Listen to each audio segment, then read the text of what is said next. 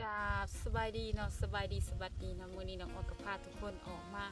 พวกมาส่วนคือเก่าคือเดิมเนาะมื้อนี้น้องออนก็มาส่วนเนาะมื้อนี้น้องออนสิพาทุกคนมามื้อนี้น้องออนหายทงกาเบียเนาะเฮ็ดไปเรื่อยๆเนาะทุกคนมื้อนี้พาทุกคนมาหายทงกาเบียกาแฟเนาะมื้อนี้เนาะเฮาอยู่เพื่อนเนาะยามนี้มากกาแฟก็เบิดแต่เนาะส่วนน้องออนกำลังปลูกเนาะเข้าหาเลยเก็บเนาะส่วนนี้กำลังปลูกเนาะกำลังสิเริ่มกาเบียเนาะกาเบียกาแฟเด้อทุกคนกับพาทุกคนเข้ามาให้กำลังใจน้องออนสาวเราไต่เด้อทุกคนเข้ากับมื้อนี้มาให้มาสวนอยู่สวนเนาะมากับพาเงาะผู้ใจเนาะกาเบียกาแฟเด้อทุกคนเด้อหลายเนาะดูโพดเนาะกาเบียจนหลาเบิดเลยจังได๋มากะเรียกว่าปีหัวตาบริการของเขาทั้งหมดก็จะข้าวส่วงเขากะเดือนเก่าเดือน10ก็จักเกี่ยวเขาเกี่ยวน้ำเนาะข้าวเบียกลายนะลายแนวหลาเลยจังนั้นมาเห็ดเนาะใส่ทุ่งมือเนาะก่อนทำงานก่อนสบายดินเขาใส่ทุ่งมือก่อน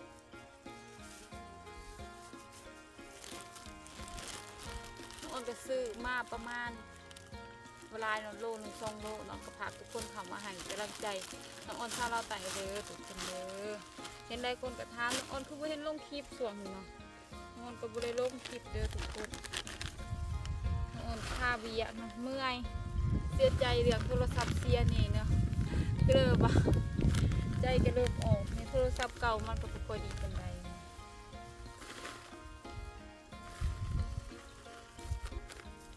ทำการเด้อกะเบียกันเลยอ้นก็หายทุ่งวันนี้มัน3-4 วันเอาสิหายประมาณมันได้3-4 พันเบียนะเม่งใหม่ก็ได้หลายมีเดี๋ยวตัวหาเดี๋ยวหายมันเต็มทุ่งแบบนี้เลยเอามาไว้แล้วจะกะเบียเราก็ไปหักข้าวโพดมาต้มกินเนาะเพื่อทำมาให้มาส่วนก็มีข้าวโพดสาลี่ยังกินโพดมันเผือกยังก็มีเนาะน้องอดปลูกไว้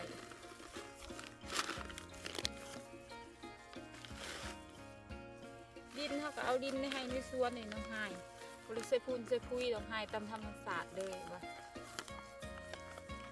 เป็นกระดองสเต็มหายตามธรรมศาสตร์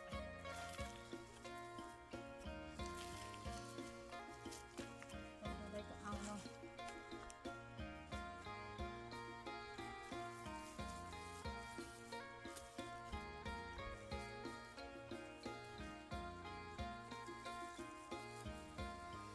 นกับบูมี่เนี่ยสิเบารวมลายนะ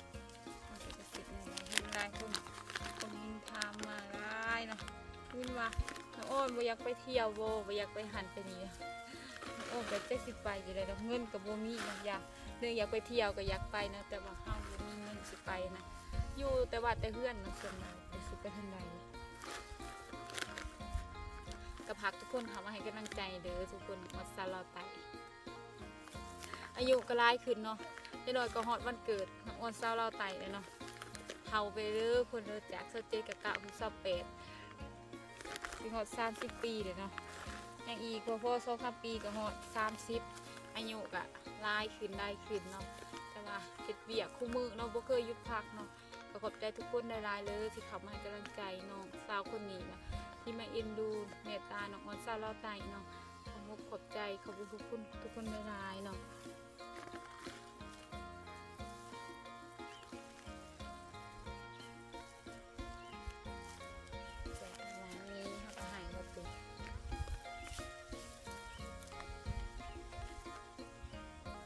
น้อยเนาะ เอากะช่วงนี้ก็อากาศก็เปลี่ยนแปลงเนาะอากาศก็หนาวแถวหนาวว่าเนาะหนาวอีดีอีโดเนาะ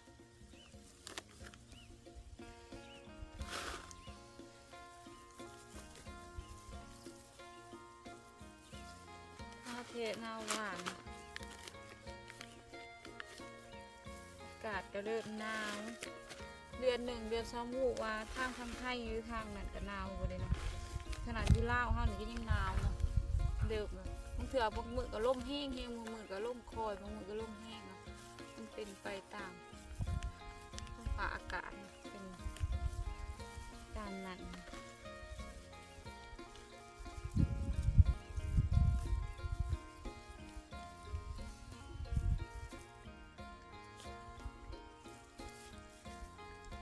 หายทงเนาะน้องอ่อนกับบริมีเองลงลายแล้วมึงมานั่งหายทงกาเบียเนาะ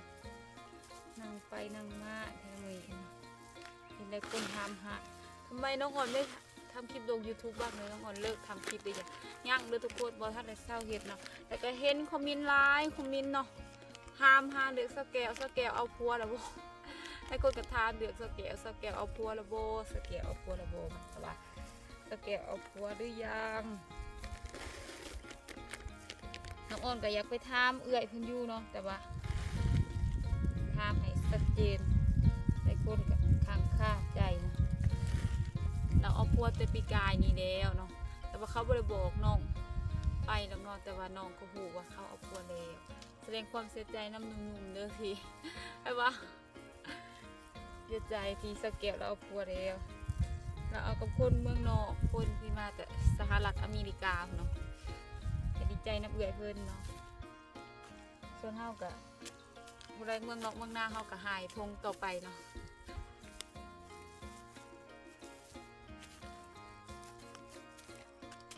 มาให้เพื่อนน้องอ่อนชายเพื่อนกาแฟให้เบิ่งเนาะเฮาหายทงเดียวเดี๋ยวเฮาพาทุกคนเบิ่งเพื่อนกาแฟเด็ดเดียวน้ำบ่ทันได้กะยังเราเฮายังสิเป็นโรคเบียตามป่ากาแฟสวนกาแฟใหญ่เขาอยู่นะตอนนี้เขาก็หายจะกลัวกระทงเขาสืบจะสิบเบิดหรอน้องอ่อนหายประมาณมือหนึ่งประมาณ400-500 ทงได้บ่ได้เนาะ400-500น้องอ่อนหายมานี่3-4 มื้อกับมื้อนี้เนาะ3-4 วันประเทศไทยว่ากับประมาณได้อีกประมาณ2,000 ปลายทง3,000 3,000เลยเนาะต้อง3,000 ทงเขากับสิกะ3,000 ก้อนเนาะแล้วก็พวกพี่นาแต่กะมาอีกจะสั่นนะได้เห็ดสำหรับเห็ดลายเขาเห็ดลายคือเขาเห็ดลายเขาก็มีเงินลายเนาะบางคนก็ปลูกเป็น10,000 เบี้ยหรือว่าเป็น10,000-20,000 กกเนาะเขาก็เห็ดลายเนาะส่วนเขาปลูกตามธรรมศาสตร์กับพวกสิลายอีหยังเนาะปลูกไปจนสั้นแหละเขาอาจได้ลายแต่ว่าเขาคือว่าเฮกตาร์นึงเขาก็ได้ประมาณ2 ต้น 3 ต้นใช่ไหมสุดงามเลยเนาะ2-3 ต้นก็คือบริษัทเขาเห็ดเขาก็เลยได้เนาะจานหนึ่งเขาก็ได้10 กว่าต้นเฮาบ่ได้ดอกเฮาบ่มีทุนได้เนาะเฮ็ดไปตามธรรมชาติ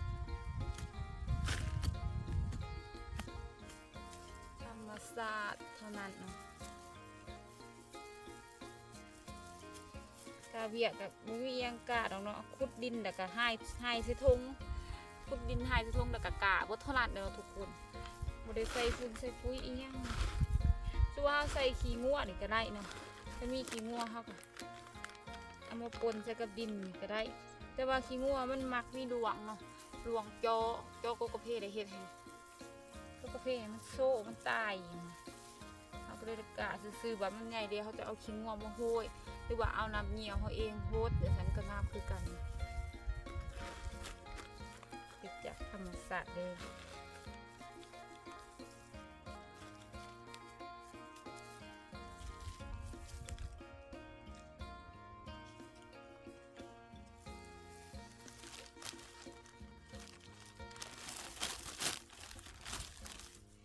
ฝากทุกคนเขามาให้กำลังใจนี่เด้อทุกคนน้องอ่อนซาลาวไต่เพราะว่าน้องอ่อนเซตคลิปยังก็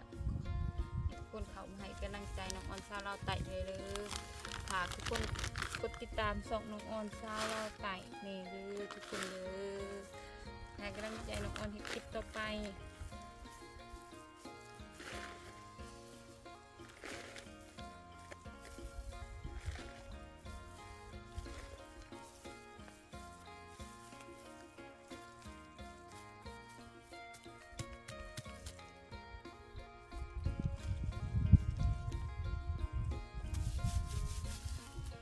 คนเดี๋ยวน้องอ่อนจะพาทุกคนนี่น้องอ่อนก็หายทง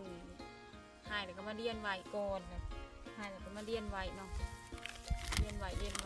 ข้าง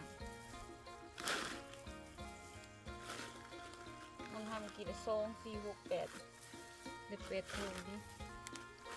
บดมือกับสได้ประมาณอยู่4-5 โลโถนี่ประมาณนั้นนะ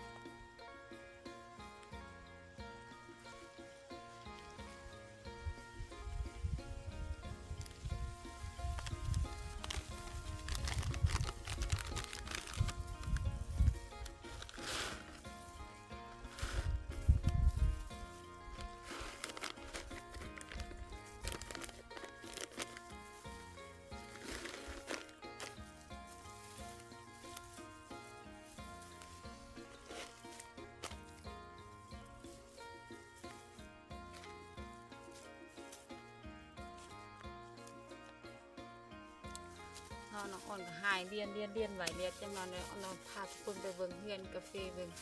ว่าทุกคนแบบว่าคือว่านุ่มๆแบบว่าอยากได้เมียเขตแถวจะประซักส่วนใดก็ปลูกเห็ดอาชีพยังนี่เนาะคนแถวนี้เนาะเห็ดยังเป็นตัวรักเนาะเห็ดยันอ่อนพาทุกคนเบิ่งกาแฟมีกาแฟเห็ดไทยเห็ดหน้าเห็ดหลายๆอย่างเนาะวิถีชีวิตตามชนบทเฮาเนาะชนบทนี่เฮ็ดไห้เฮ็ดสวนเด้อทุกคนบ่แม่นสิคือในเมืองในนา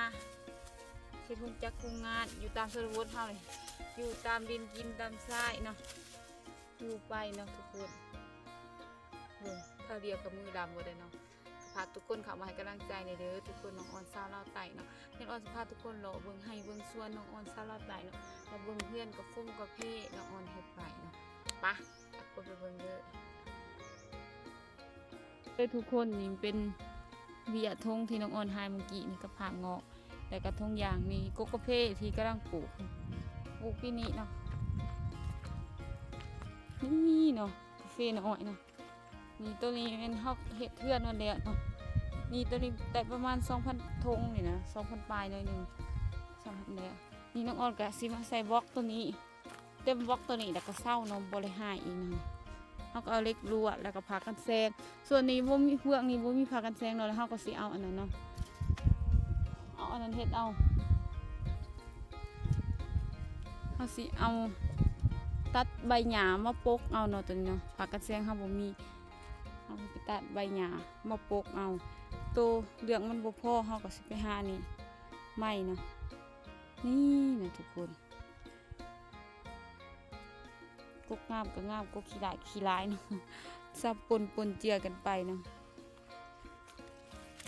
และอีกประมาณ 3-4 ปีคือสิได้เก็บหมากเนาะ2-3 ปีพุ่นแหละปี2027-28พุ่นเนาะคือสิเริ่มได้เก็บหมากเนาะประมาณนั้นนี่ทุกคน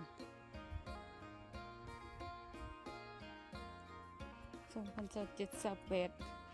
เพื่อสิได้เนาะทุกคนเพื่อสิได้เงินบ่แม่นของง่ายๆมันบ่แม่นของง่ายเนาะนี่เฮาก็เฮ็ดไปเรื่อยๆเนาะก็มีข้าวโพดสาลีคือน้องออนมักออกมานะทุกคนมีมักอันนี้แน่นอนพริกนะพริกนี่ก็มีกองคอนก็มีผักอีคูผักเอียงน้องออนปลูกไว้นะข้าวโพด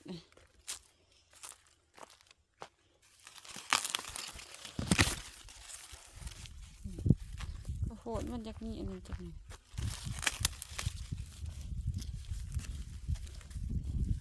2 ผักนะข้าวโพดสาลีห้างหันกับเป็นผักสมิกยังอยู่เนาะ